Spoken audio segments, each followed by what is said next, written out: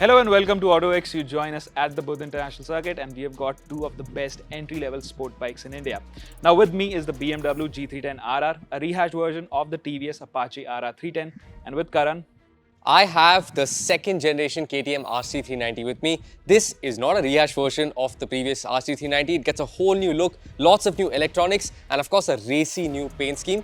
We've ridden both of these bikes out on track back to back, and we're going to tell you which one is the best bike you should buy if you're looking to go out onto the track on a budget. So if you don't want to spend too much and still want to have fun on track, which of these two is the best motorcycle to buy?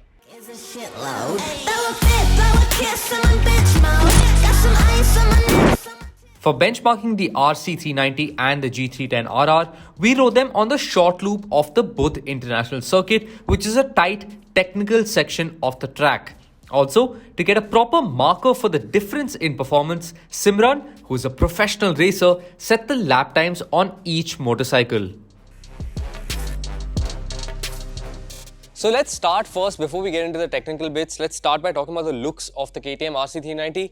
I actually own a Duke 390 and I sort of regretted not buying the previous generation RC 390 because it looked that good, those sharp lines. But I think this is a little more grown up. I think it's not just about growing to like it. You should look at this as a different RC and then it sort of looks okay. But I still think the previous gen RC looked a little bit more racier. Of course, the paint scheme is nice. KTM has added this blue and orange scheme for all of its new 2022 bikes. I think that looks quite nice. Overall, I mean, the front end is a bit odd, but I think it's not an ugly motorcycle. I think it's not because, again, like you say, of course, the old bike looked racier, but this one, it's been tested in wind tunnel. It has got that bubble screen like a race bike, and even the paint scheme comes from their MotoGP bike. So it definitely has that racy appeal. But yeah, it does look a little soft in comparison to the old motorcycle. And the design, the front end especially, it grows on you over time. But immediately, I think if you see both these bikes together, I think this being an older design, it still looks quite good, it still looks quite sharp, and it is, I'd say, more proportionate in that sense. Of course, the KTM is all racy, it's all orange still, but this is more matured in that sense. Again, the only problem with this motorcycle is that we have seen it, it's been around for close to 4 years, 5 years in fact, because the TVS Apache RR 310, same design that was launched in 2017. This is 2022 and it's the same motorcycle, different paint scheme of course. The quality levels, I think they're slightly better than the KTM's, but it is the same old bike. The screen, this has got a TFT screen, color screen, looks quite good. KTM's also is quite good, but this I think looks again more racy. It has got more features in that sense. But overall, again, this is the same old motorcycle. Nothing wrong with its design, but I just want to say that whatever BMW has done is mainly down to the paint scheme. And I think it does look good. Whatever they've done with the paint scheme, people do turn to look. We've ridden this bike on the road and people do turn to look at it. They obviously, if they look a little deeper, they'll probably realize this is an Apache RR 310.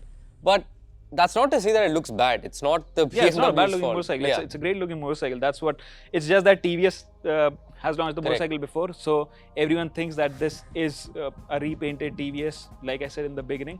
But this is indeed a BMW, the chassis is from BMW, the engine is from BMW, everything, the development has been done by BMW. Yes, the bodywork comes from TVS, but I think again, objectively speaking, there's nothing wrong with the design. It looks quite kick-ass. So now we've spoken about the looks. Shivank, tell us what you felt about riding the G310 RR on track. Okay, so I'll start with the engine. This has a smaller engine, of course. It produces less bhp, less torque than the KTM. And that's where it suffers on the track. I'm talking about the negatives first. So it is a great engine if you are riding in the city. It has got strong low end. The mid-range is sort of flat, and then again from 6,000 RPM to 9,000 RPM it picks up. There is that second wind that this bike gets. So I think in that regard, this is a great motorcycle. But on the track, what happens? We'll come to the handling part later, but on the track, that flat mid-range that you have from 3,000 to 6,000 RPM, that's where you suffer. On corner exits, you just open the gas and there's not much happening. And by the time you've taken the exit, and then you're already out, that's when it picks up. So you don't have that go from apex when you just open the throttle. Whereas on the KTM, it has got a very nice surge. It's not like the old KTM, like the BS4 versions, but it has got that strong punch. So this is where it lacks if you ride both these bikes back to back. The problem with this bike's engine is one, it doesn't have that strong mid-range in comparison to the KTM, especially on the track. You definitely feel that. We were riding back to back, and on corner exits, he was just flying.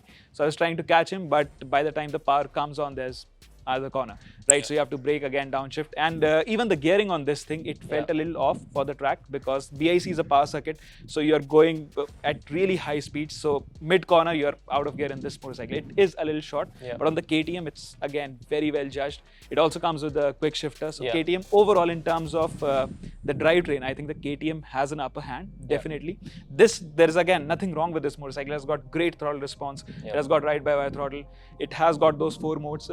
But overall, I think when you ride it back to back with KTM, it definitely feels. You will need to push this harder to keep up with the RC. And it's also, I think it's not that refined as well, I must add. Even the KTM is not that refined. Correct. But this definitely buzzes a lot. I feel at higher RPMs, the G310 RR is actually less refined than the RC at higher RPMs. The RC obviously at low RPM also has that KTM, that dug sound. But at higher RPMs, it's actually okay. And this screen, you can tuck it behind it and it's pretty good. It's the same on the RR as well. But the RC does feel pretty good in that regard. And yes, as soon as you get on the throttle, it has so much power. It just goes. And the quick shifter really helps because even if you're in the wrong gear, you don't have to think about the clutch or rev matching or anything like that. You just downshift and the bike just goes, you know. Exactly. So that is a big benefit for the RC. So now let's talk handling. Again, we've driven both of these back to back. We swapped rides and we were, going one behind the other.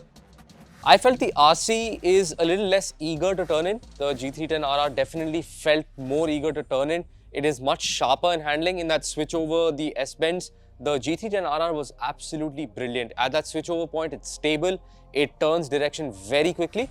That's not to say the RC is slow in that regard, but it takes a little more muscling, I think, to get I think the problem with this is the biggest revelation for me because I thought the KTM was always known to be a track motorcycle, and it is still a track motorcycle, but I was surprised by this motorcycle, the G310 RR, because I was expecting the KTM to be better in terms of handling, but surprisingly, it is this motorcycle which felt, I think, much eager, more planted. It is more stable.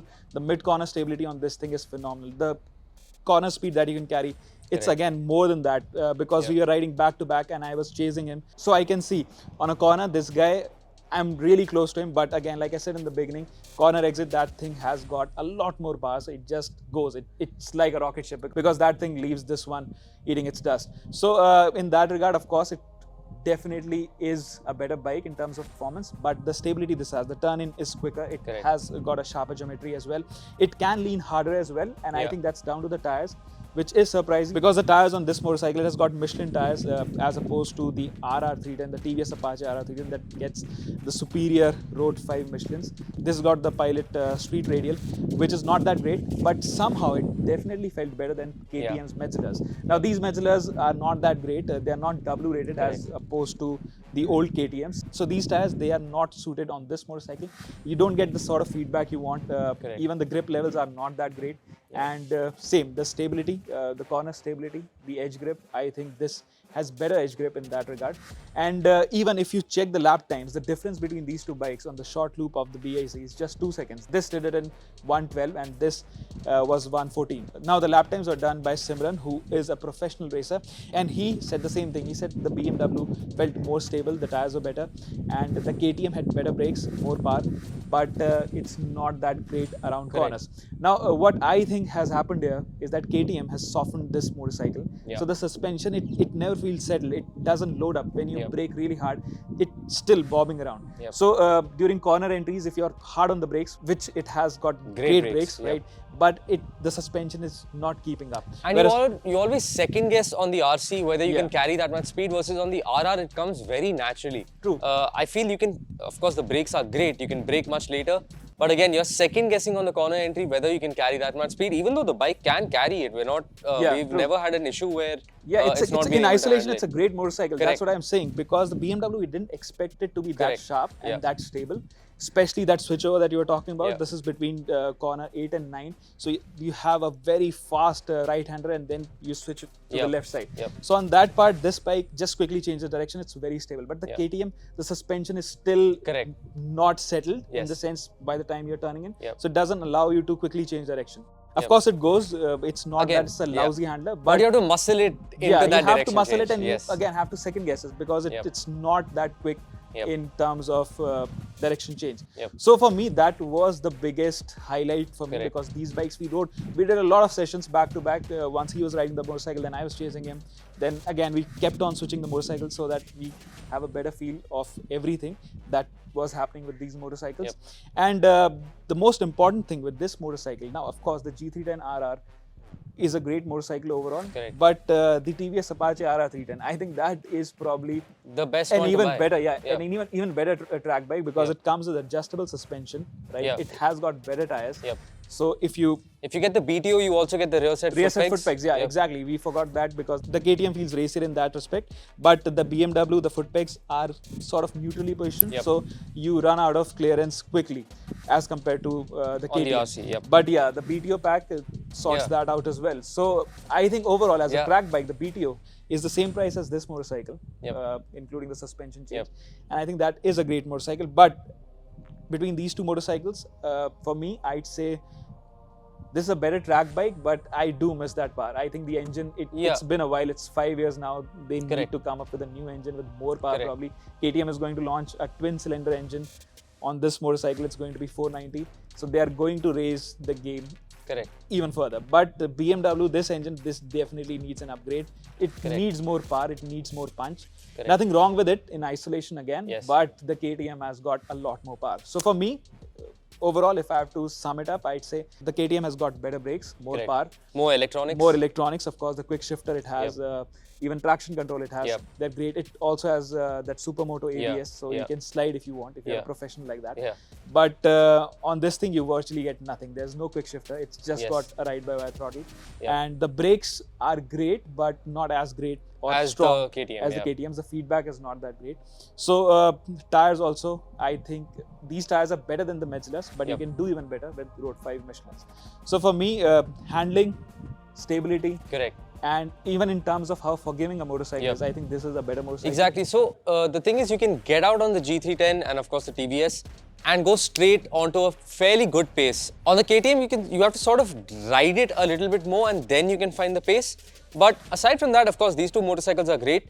Now, we're not saying that you always need more power to have fun on a motorcycle. I don't think that's what Shivank meant either. But it's just that the G310 RR, even in isolation, when you're coming out of the corner, especially on a big circuit like the BIC, you do feel like you're lacking a bit of power. And that's why the KTM has made most of its lap time. I'm pretty sure those 2 seconds did not come in the corners. They must have come under braking and through throttling.